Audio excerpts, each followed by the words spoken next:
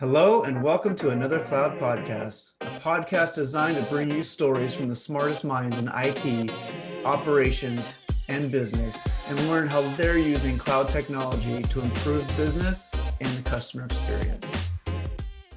Welcome to another Cloud Podcast. We are excited to have Bill Mahoney as a guest today. Bill, welcome to the show. Alex, thanks for having me. I appreciate the opportunity. Absolutely. And of course, we've got Artie as the co-pilot with me today. Artie, how's it going? How's the weekend? Good, very good. I love that co-pilot, co-host. But yeah, here to help out, and excited to hear a little bit more about Bill and your company, and also what you do over there at LeaseQuery, and also how you got into your role. So we'll kind of start there. Bill, give us a little bit of background of who you are, what you do, and what your company is. Sure. So I work for LeaseQuery, who's we call ourselves software for accountants by accountants. LeaseQuery solves the dilemma that all private and public company has who lease things, whether it's equipment or offices or things like that. The FASB changed the guidance on how they're supposed to account for those things, effective for public companies 2018 and private companies later in 2022.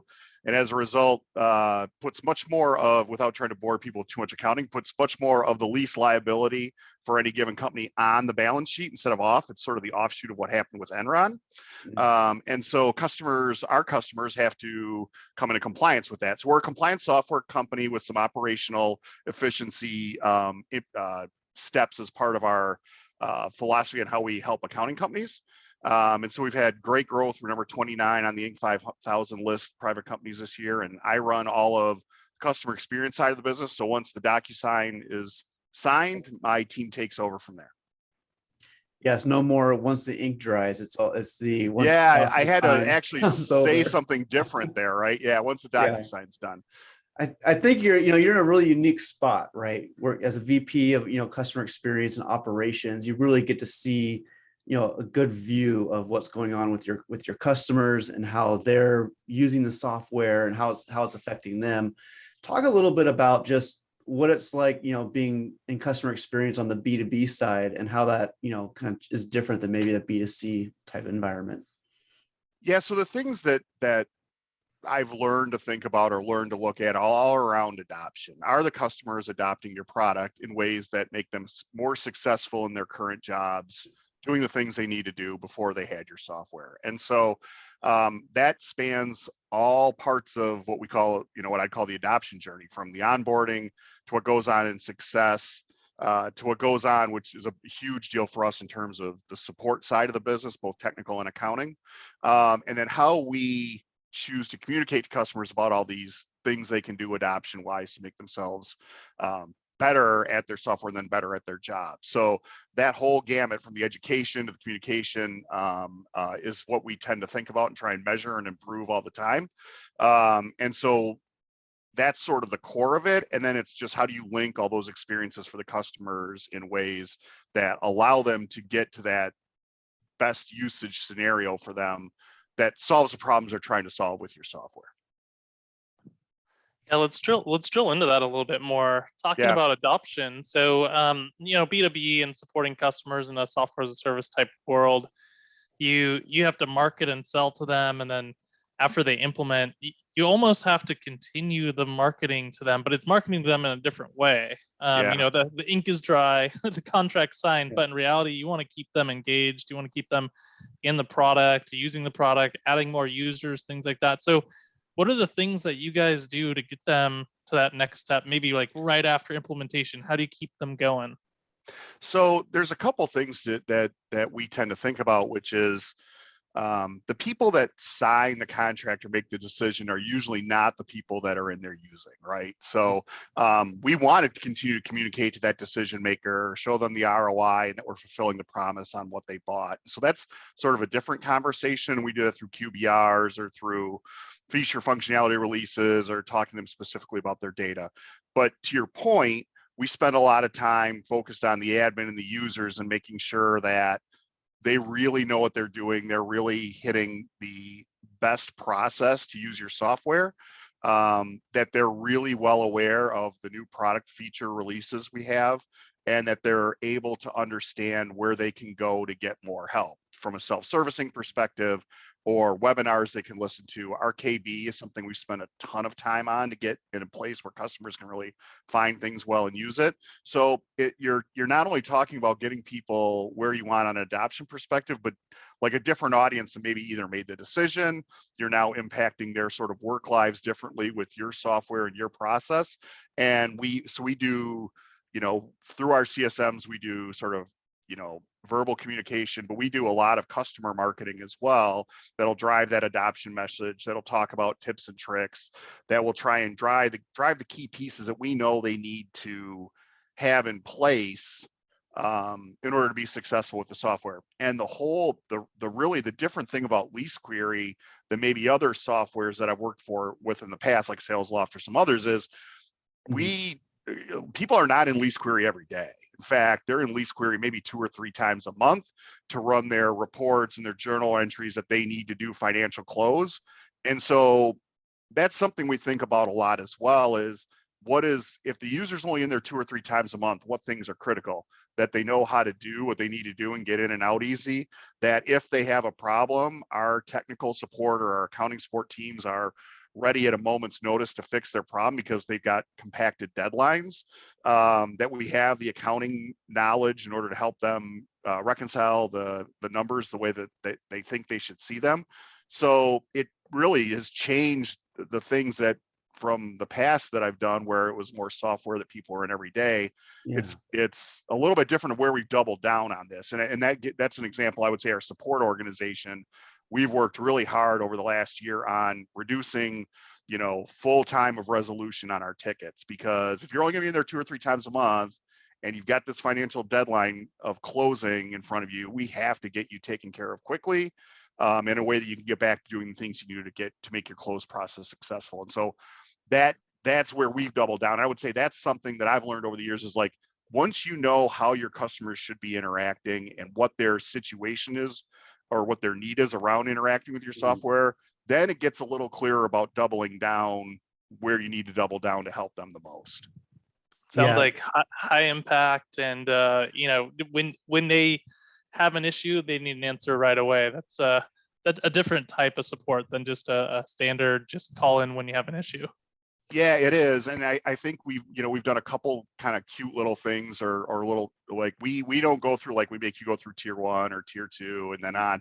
Like, we have somebody looking at the ticket and going, okay, that needs to go right to accounting support, and we just send the ticket there. Or, hey, our junior engineering team can take care of that right in house. So we're trying to move customers to where they can get fixed right away. And then we do things like, we'll point them back to the KB, so that the next time they want to just go get the article themselves, we'll include the KB link. We have office hours every day where you can just call in and ask us questions, just availability, right? And trying to be available in the ways that our users and our admins are likely to engage with us, whether they want to read, whether they want to, dive into a Zoom at 2 o'clock every day, whether they're good with KB articles. We're trying to make all those available. So again, because of the time crunch and the pressures around that, we're available in many, many ways to them. How does that work when and that's a great point, because it's really knowing thy customer, right? And knowing what their journey looks like when they're in the software, like you're saying, if it's only 2 or 3 times a month compared to a SalesLoft or some others where they're in there on a daily basis, like a CRM, right? How do you account for that just with metrics that you track? Like, I'd imagine there's some unique ones that maybe you track more heavily than some other people that track, maybe KPS or NPS and whatnot. So what type of metrics do you track, and like how has that changed from other ones that you've done in the past? So I think a couple things you mentioned are interesting there. So one is, we have, I would say, not unfamiliar to other SaaS company adoption metrics, like when did they go in, when did they run their last set of reports, which are critical to our software, what reports are they running. and we're still in our journey here. I don't want to make it sound like we've got this perfected all. We're still like, we have that data, it's available to our CSM so they can take action. There's a whole nother layer we want to get into around, like, hey, if they're in there fooling around with their leases or making changes a lot, like that's a real red flag. Something isn't set up right. We're working towards that right now. And the thing that we've chosen, and I know it's not exactly how the NPS people would have you measure things perfectly, right? But we actually ask for CSAT or NPS after transactions. So like when you graduate from onboarding, right? We do quarterly CSAT surveys for our CSMs, and that is all around, do they know enough accounting? Are they able to get you your issues fixed? Are they responding quickly, right? Same themes we talked about before. And in support, every ticket you put in, we'll send you back a CSAT survey. And so with that kind of feedback mechanism, we're looking, kind of testing and poking for response on, are we fulfilling the promise, and because we know the things we know, like we talked about, are we getting there? So we're heavy on soliciting feedback on the CSAT side. And I would say we're in what I would call very much V1 of adoption data. So the kind of the very basics. What I would love, and what I've seen done in the past, like at SalesLoft, is just have somebody grab a bunch of data from the platform and do a bunch of testing around data science around what is meaningful and what's not. Because I think it's good to start somewhere with data and make some assumptions around, hey, it's good that they're in the software every 30 days, or it's good that they're running reports. But then you really want to see, like, if you've marked this customer green, what things are they doing? And if the customer's red, what things are they not doing? And see if there's any correlation there. I'll give you one just off the top. So people assume putting a lot of support tickets in is a bad thing, right? It means they're having trouble or whatever. Well, at SalesLoft, we found that was actually meant they were an engaged customer. They were trying to fix problems. They wanted to talk to us more. That was all good in our eyes. And so it was when they kind of went silent or weren't asking for help that there was more of an issue. So we're definitely in our journey on data at LeaseQuery. And like I said, V1's probably right where it needs to be. And there's a whole set of other things I'd love to learn about where we are with customers who have churned or customers who have expanded their relationship with us that we need to get into. Yeah, and I think a good temperature check on customer health every month or so is good. It sounds like your customers contact you maybe once a month, or sometimes a little more often than that if needed. But doing those CSAT surveys every single day is overwhelming for the customer. Doing an NPS more than once a month is a little bit too much. So I think it fits for your business model. I did have a question around your knowledge base, and just wondering, since you do have an adoption kind of curve, and you have some customers that are using certain areas of the product while other customers are using potentially other areas, do you have an online community base or a way for people to help each other? I know it's kind of hard to do with your industry, with accounting, because there's not a lot of things you can share, or even like screenshots that you can share from a peer-to-peer level. But is there some sort of sense of community? Maybe it's within your knowledge base today, and if so, how do you foster that community? Yeah, I wish we were further along here. And I think we've had some internal debates on where we want to go with this. For today, the knowledge base is simply a place to, if you're a reader and you want to do step-by-step, the knowledge base is the best possible place you can go to get info from us. We're publishing guides, like how-tos all the time about how to do your transition as a private company, how to do financial close using LeaseQuery, how to be successful at that. So customers, again, can learn the way they want. We have not gotten into the community aspect yet. Some of the things that we have done around it is we have a customer advisory board, which will have our second meeting here mid-month, where we get, manager and up level to execs to sort of give us feedback on our roadmap, on the things they wish we had in LeaseQuery from a product feature perspective. We're looking at where else can we expand the product line as well. So we are doing that from a community aspect. And then the other thing I would say is we are really working hard on the advocacy side of getting our customers to talk about how they're using LeaseQueries and all the various successful ways that they are. It's a fast-growing market. There are time deadlines on when customers have to comply with these new regulations. And so that land grab's super important. And then so utilizing our customers who are having high success, according to our NPS surveys and our retention rate and all these things, to talk about us to prospects or help us with case studies or things like that is something is probably our number one focus, candidly, in 2021.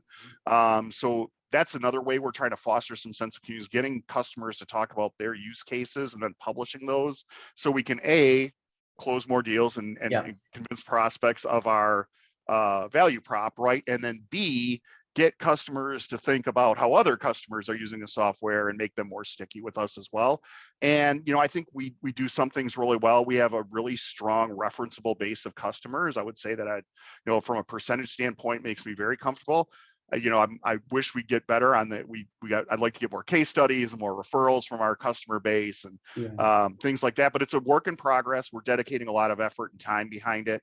I mentioned customer marketing before, so we're communicating with people who give us good survey results, like, hey, would you give us a review on Capterra or on G2?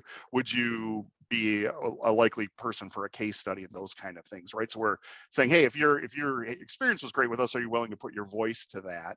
And we're just trying a bunch of different stuff around this advocacy piece and trying to get customers talking about LeaseQuery so that we can, use those in different form and fashion.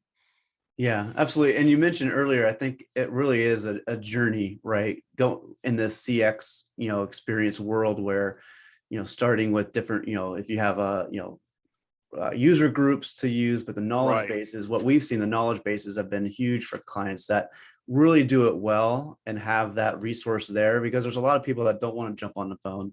They don't want to wait for an email and they have the time. They just want to go in there and find the answer themselves, just like Googling it, right? So how do you see, that maturing? But really, I think, how do you see it with just working with accountants? What are they like? What do you know about your end client that's like the preferred way of communication for them? We used to talk a lot at SalesLoft about training thousands, not hundreds. And the way that you were able to do, and I've tried to pull that over to LeaseQuery, the way that you're able to do that is you have to have different methodologies or different channels, for lack of a better term, for them to get a hold of you. Some people want to talk it out. And with the accounting stuff, that tends to happen is either there's a misunderstanding about the standard or how the standard's applied in the software. And so customers want to talk about that. So call your CSM, come to an office hours, put in a tech support ticket, we'll get you to accounting support. Like, we can do that. Or if you're a reader, we've got guides, we've got the KB. We've really worked hard to get our KB. We look at KB visits per customer per month. And we've driven that from about 6x to about 8x over the last maybe couple quarters. I know it can be driven higher than that because we've done it before. So we want to keep working on that as well. And then the other thing that's a little bit different in our world that we're able to do is offer, accountants have to stay certified, right? So they have to take ongoing education classes. And so we've done webinars, right, both on the prospect side and on the customer side, that we're now expanding around what it's called CPE, but it's a chance to get credit towards your certification by coming to our webinars. There's a very strict format we need to follow, and we have to give a lot of information. There's like not as much time for questions, but it ensures the quality of the class that they're taking. We do that as well, so they can come and learn things. And so I wouldn't say we have the perfect adoption formula yet. I mean, we're doing biweekly customer marketing emails, but we're trying to just communicate in ways that we know we're going to cover 80% of the need. And then there'll be the traditional CSM interactions and the traditional onboarding interactions.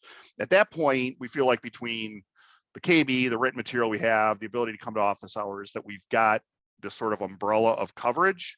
And we'll continue to learn things. I mean, we don't do chat and support. Maybe that's the next one. Just continue to look at innovating the ability for customers to get information from us to continue to adopt. Yeah, let's talk about technology a little bit. So Okay. your customers are communicating with you, I'm assuming via tickets or emails. Yeah. You guys don't have chat today, but sometimes they'll pick up the phone and dial a phone number. It sounds like you also have the ability to do webinars and group sessions or office hours. I'm assuming like a Zoom or Teams or something like that. Yep. So tell us a little bit about your technology stack, and then also, was it easy or hard for you guys to transition during the pandemic to either work from home or, whatever your new environment is for your employees? Yeah, it's a great question. So from a tech stack perspective, we're a Salesforce shop for CRM.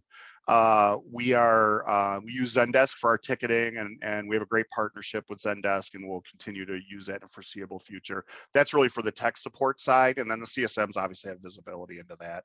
For onboarding, we use Salesforce's inherent tool for kind of project management type stuff.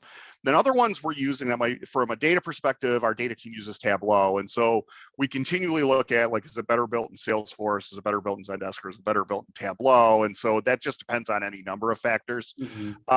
Relative to seeing what the customer is doing or learning more, we have full stories, so we can go in and look at what path did the customer take to get here that's causing this, or is it really is something going not as well as what the customer thinks? We can kind of look at that. We use user IQ for, like, where are they clicking, and how does that sort of impact that. And also we use that as an in-app communication tool for surveying, for the things we want to do to release product knowledge information or product release information when we do upgrades. And the last one we're using, so we've moved to, for about a third of our customers, a tech touch CSM play that's manned by a certain number of CSMs, where they take inbound requests and it flows out to our team via sort of, a way to get them tickets, like kind of in a round robin fashion. We use Front for that. And that's really is a great sync with Salesforce.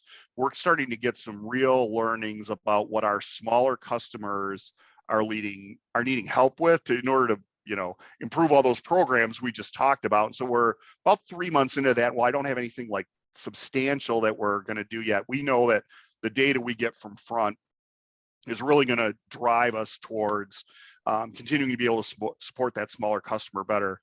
Because the private company deadline is the one that's coming in 22, those will skew a little smaller than maybe the public deals that we did previous to this. And so serving that customer base is going to be critical for us, and Front's going to help us do that. From the pandemic perspective, I think, we looked a lot like a lot of companies. Is, we had to quickly transition everything to Zoom. We use Zoom with our customers when applicable or when need be. And then we had to double down on communication. And so I do a couple things to try and help with that, which is I do a monthly, what I call coffee, is I'll pick a topic. I've got about a team of about 60, and they can come if they want and ask me questions. I'm going to start by talking about whatever this topic is. Last time, one of the times we talked about was like great leaders that you've had. So we kind of went around the room and talked about that. And then, we've made the decision from, coming back to the office perspective, is we're going to do, I think this is what I'm hearing a lot more of, is when the time's right and safe and healthy, that we're going to come in 2 days a week. And so, like, our team, CX will be paired like with product and engineering one day, and we're all going to come back one day. And then the other day is we'll be paired with like product and engineering, who we work kind of the most with around customer issues and things of that nature. And we'll be 2 in and kind of 3 out. And, I'm happy to say that none of our key metrics have really slipped from a retention standpoint, from a customer satisfaction standpoint, from, our employees have pivoted well and sort of, I think in a lot of cases, enjoyed the new normal even more. But we had a great culture before. We want to continue that culture just in this new environment. And that's kind of where we're heading post-pandemic. I think, we're like a lot of companies. I think people have Zoom fatigue. I think there's stuff that goes on. And so we're trying to manage that as best we can, and go take your vacation. And when we say take your vacation, get away from your email, and come back ready to roll, because we've got, big goals for this year and next. And we want to make sure the employee team feels taken care of and cared for, and those sorts of things. Yeah, that's a great point. And especially, having, the product team there with you there at the same time. And it got me thinking about how we talked about, the challenges around getting buy-in from different departments for a customer journey and the customer experience. It's not just one group that helps mold what that's going to be. How have you worked around any challenges of just working inter office with different departments to kind of find that North Star of where the path is going for the customer? So because we're sort of compliance based, that's a little bit of a new challenge for me in my seat than maybe I had been before. So there are certain things that are going to take up engineering and product sprint bandwidth that we have to do to stay compliant to the standards, right? So that's going to eat up a certain amount. And then what's been, I will say what's been fortunate for us is like, we know where our opportunities areas are, and we've sort of got this plan in place to sort of start knocking those out. And the reason I can say that is our last NPS survey that we did to the entire customer base, all the users, to everybody, we improved our score from -6 to 23. Like 23 is not Apple or any of these other ones, but it certainly is, far above what I consider to be average. And we made a great improvement during that kind of 9 months. But I would also say that the feedback from the users was sort of like exactly what we expected. So another good thing, which is we're listening to customers, we understand what the pain points are, our teams are communicating that way, and so about those issues, and we're getting things fixed, or at least have a plan to. The nitty gritty of it is both of my support leaders are tied in really tightly to product. So they use problems and incidents, which you may have heard of in Zendesk, sort of like high level products and problems, and then all the cases that line up to sort of classify and categorize where, not only where are we having the most quantity of issues, but like the revenue attached to that, so we can make analytical cases around that sort of thing. And then we meet with that team once a week around what are we hearing from customers. I have a team that goes ahead and works with product that way. And then we do have one of the things that for SaaS companies who are listening in CX is we established an escalation manager. And so what that person does is serves as an advocate between customers and our internal teams. And so if a CSI, if we have obviously a list of criteria that you have to fall in to become an escalated status, but their whole day is like, okay, I understand this issue. Let me go try and see who internally can fix it. Let me communicate to the customer about how that's going. And when you look at all those escalations, then you can sort of package up what sort of the issues are and things of that nature. We have a terrific product organization. Our VP is new, but he's got us on the right path. And so we just talk a lot. We try to use data in those conversations. I don't think we're as fully baked there as we'd like to be, but we try and have numbers to our arguments as to what we think should get moved around from a priority perspective.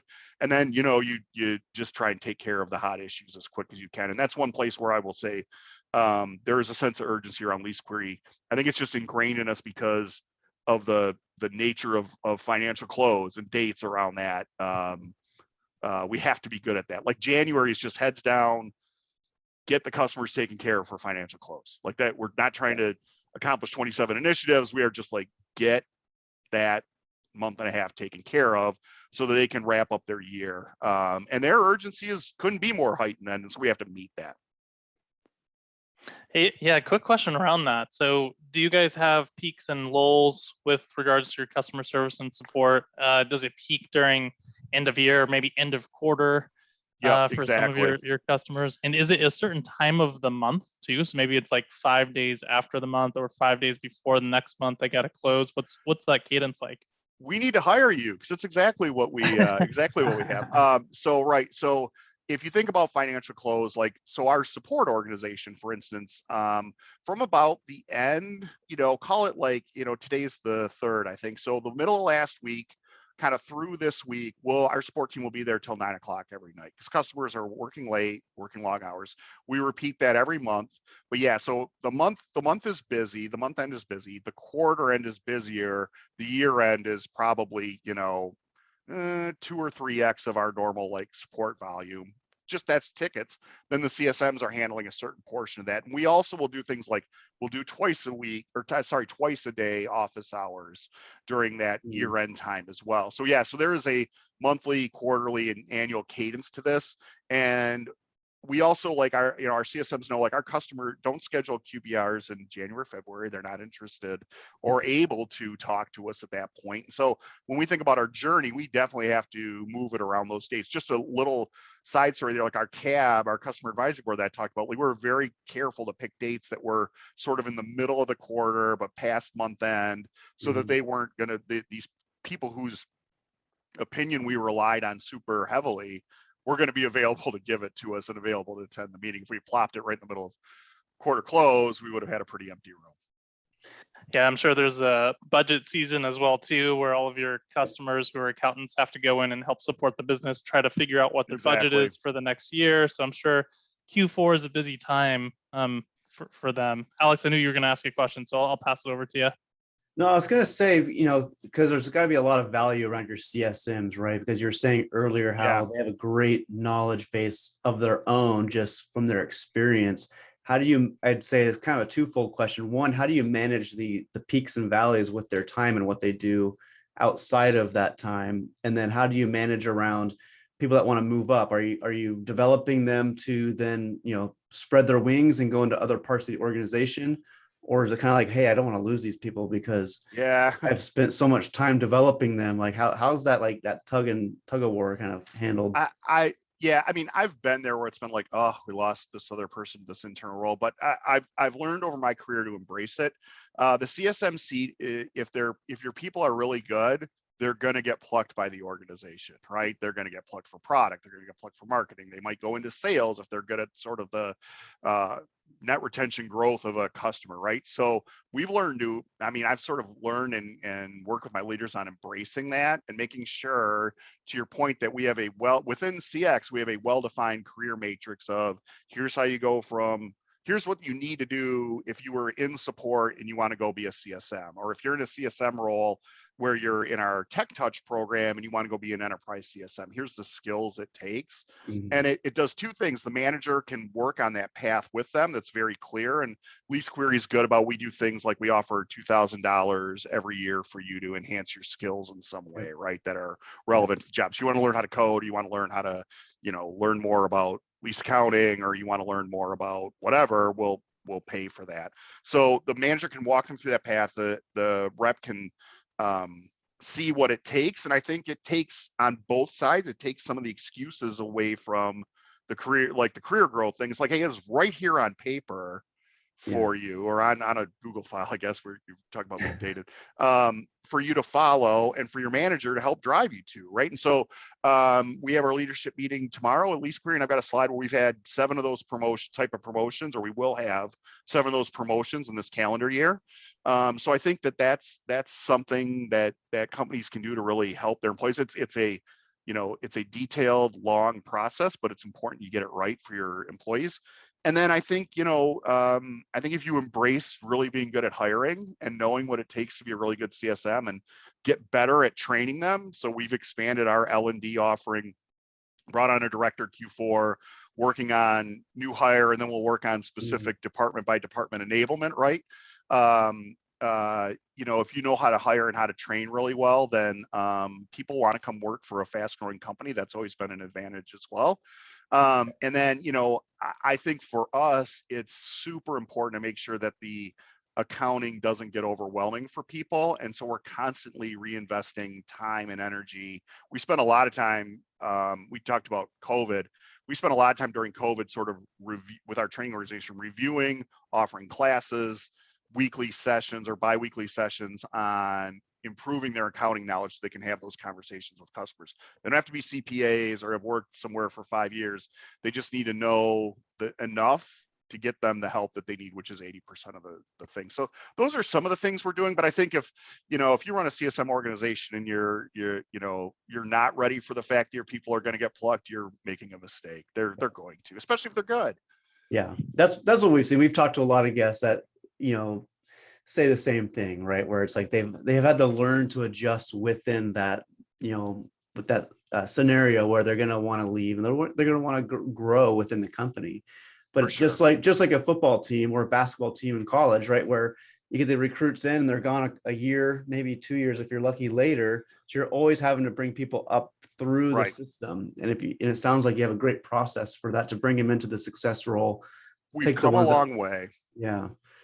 Definitely. I would say the other thing about success that I see company, like, you really have to understand what you want your CSMs to do, because there's like, are they in charge of adoption? Are they in charge of growth? Are they responsible for the renewal? Are they supposed to get good CSAT? Are they supposed to be trainers? Are they supposed to get advocacy? Like, what value are they providing? Like, and that's a lot, and it's a lot to ask of that role. And I think the more you can get them focused on what ones are important right now for where your business is critical, because I see a lot of situations where CSMs are responsible for all those things. And that to me means you're not going to be good at any one thing. You're going to be okay at all of them. We're really focused on adoption. We're really focused on CSAT and advocacy, knowing that if we do those things well, we're helping the greater good of the company, Team LeaseQuery and growth and all those things. And we're going to get the renewal and we're going to get the other things as well. We're going to be in a multi-product world at some point, and then we'll make decisions around like who's the actual seller in that conversation. But I think narrowing the focus to what you need your CSMs to be for whatever time frame you're in or what stage of your business you're in is critical. Absolutely. Bill, earlier you talked a little bit about having this customer experience buy-in across multiple different departments and that sense of urgency when something's broken, and you could go to the product team and say, hey, we need to fix this because it's year end or close of month. For some of the people who are listening, they may not have that. They may not have that buy-in vertically versus horizontally across their different departments. How did you guys get to that? Yeah. Is there any like secret sauce, things that people who are listening who they don't have that today that they can do right off the bat? Yeah, and I would say like we're like everybody else in that we're still working on a lot of this stuff, and we get surprised as well. But I want to give my boss, Joe Schaub, who's our COO, a lot of credit for this. Early on, he and I were having a conversation. It was like my first town hall with the team when we were actually in the office and we could all see each other. And we had gotten surprised by something that happened in the business, a problem that was both product related and customer related, that the people involved with it weren't really raising their hands high enough and loudly enough and sort of proclaiming that we had a real problem on our hands. And so we spent a great deal of time in that specific town hall talking about a saying called "see something, say something," and that we made the promise to them that there wouldn't be any repercussions for raising an issue that seemed important to them or their customers at any given time. And this, having just gone through this sort of failure that we had, or this inability to sort of pick up on this problem or the seriousness of it, it caused us like a 4-month project after it that was highly painful and highly personnel driven, all these kind of things, right, that we had to get right. So I would say, I probably need to go repeat that again this next town hall because it's been a while, but you give people the permission to speak out and you make it clear that you want to hear their voice. You're not always going to fix everything they bring up, or it may not get prioritized in the order that even, sometimes that the customer wants. But if you don't have your hand up, then we don't know. The people who are interfacing with customers every day have that, have that luxury, I guess, of learning all those things. And then we started talking about like, see something, say something when you have a pattern. Like if you've heard this 4 times, it's definitely time to get it in front of Joe and I. And the team has been really responsive to that. And I think then, we've gone and worked with other organizations real clearly on that kind of stuff within LeaseQuery. But that was the first thing, he and I sort of came up with this whole concept together. But he was really instrumental in my thinking around, we got to get them to raise their hands and we got to get them to talk very openly about this stuff. And since then, I think we've made progress, but it's certainly not perfection, but we're making progress. Yeah, I love that. The see something, say something, and it says a lot about leadership, right? And having the employees be able to trust that they can say something and that they have a voice, and it lets them, keep their eye out or their ears open for things that are happening within an organization to better it for everybody, including the client. Yep. Agreed.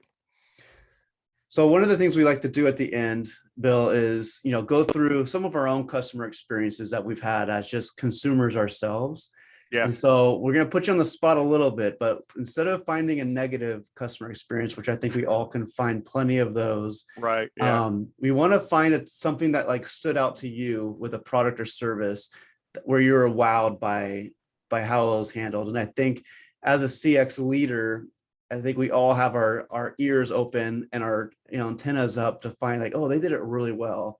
And even things that you can implement, like maybe we should do something like that, right? Or is there anything that you can think of where you had a great experience with a certain brand or product that comes to the top of your mind? So this is definitely a product with a cult following. And so I had to think about this one a little bit when we talked about this as a question. But so I have a Big Green Egg smoker, Yeah. right? And that brand, and they're local to Atlanta, so I might be a little more in tune with, with them generally. But the warranty is amazing. You call up if something breaks, and they send you to a place where you can pick it up. You talked earlier about community, like the community around Big Green Egg is amazing, that they've, fostered and built and got people to collaborate, whether it's Facebook groups or the festivals that they were able to do pre-COVID and all those kind of things. Like, I just feel like they've done an incredible job of taking a very cool product and creating buzz around it. And then my own interactions with them when I've needed them have been, and this is all I really care about, is simple, easy, problems fixed, get me on my way back to cooking on this thing that I love to use. And I just think they've done an incredible job of creating, this cult following. And now there's all these, different offshoot types of people who have the same kind of product, right? But yeah, I really have enjoyed interacting with them. I've had the egg for 10 years, and really loved using it. I mean, I joke around with my wife that all my cooking is outside I like to do anything in the kitchen, but I do well on the egg, and it's been one of my favorite little toys I've had for a long time. That's a great one. I absolutely love I have a Traeger, but right. So my that buddy has an an egg, one of the green eggs too, and he loves it because you can get a lot more of the smokier flavor. So I guess I just have a fun follow-up question. Like, what's your main one? What's your main thing that you like to smoke? I was just gonna ask the same thing. Ribs? Like, what's your best? I've really I mean, I'm gonna take a second. Like, my pizzas are really good. I've figured out how to do pizzas really well on there. And then the ones that I would say that whether it's family or friends who have tried it is doing overnights with Boston butts that turned into pulled pork, obviously. Yeah. I've had 16 to 20 hour cooks on those that have come out extraordinarily well. And then the last thing I'll say is, like, for Christmases, when the family's home, and we're all actually under one roof for a change, I do beef tenderloins. That's sort of a thing that gets requested from the kids every time. And those three things, I can do those sort of with my eyes closed and know it's always going to turn out pretty well. After 10 years, you're a pro. Well, yeah, some of these things, and then food tastes change, right? So my daughter's not as much of a chicken fan anymore, so I don't, and she's younger, she's still here with us, so I just kind of adapt to whatever we're eating at that point in time. That's great. Oh, it's almost lunchtime, so I'm getting pretty hungry just talking about this stuff. I did a cool shrimp thing last night. Didn't turn out exactly how I wanted it, but yeah, just something you see. And again, like, a couple guys I follow on Instagram do all kinds of crazy stuff and pick up those recipes, and it's fun. Well, it really does bring it all around to, like, community groups, right? And like right. Like people that are passionate about the brand, because you can easily go to YouTube, Instagram, Facebook, and you can get all the tips and tricks on how to use it and be able to, like, make your cooking better, right? Yeah. I wouldn't. I'm all about stealing great ideas, and I wouldn't figure this stuff out on my own. So I'm glad to try what other people have seen has been successful, both there and at work, right? Both. Yeah. So. That's awesome. Well, Bill, I got to tell you, it's been fun having you on. We've had a great conversation. You have a lot of great insight. And I think what you guys are doing over at LeaseQuery is amazing, and how you're, supporting accountants and the software and how it's growing and how you're growing the department. So, but thank you for joining us. It's been this was great. Yeah, I had a great time talking about this stuff. And I think the thing that I'd say is, like, there's tons of content out there about how to run CX teams, but, like, figure out what your customers really use and how they use it. That'll point you in the direction of what you need to do every time. Absolutely. Well said. And we'll close it there. Thank you, Bill, so much. Thanks, y'all. And thank you, Alex, for hosting. Well, that wraps up the show for today. Thanks for joining, and don't forget to join us next week as we bring another guest in to talk about the trends around cloud contact center and customer experience. Also, you can find us at adleradvisors.com, LinkedIn, or your favorite podcast platform. We'll see you next week on another Cloud Podcast.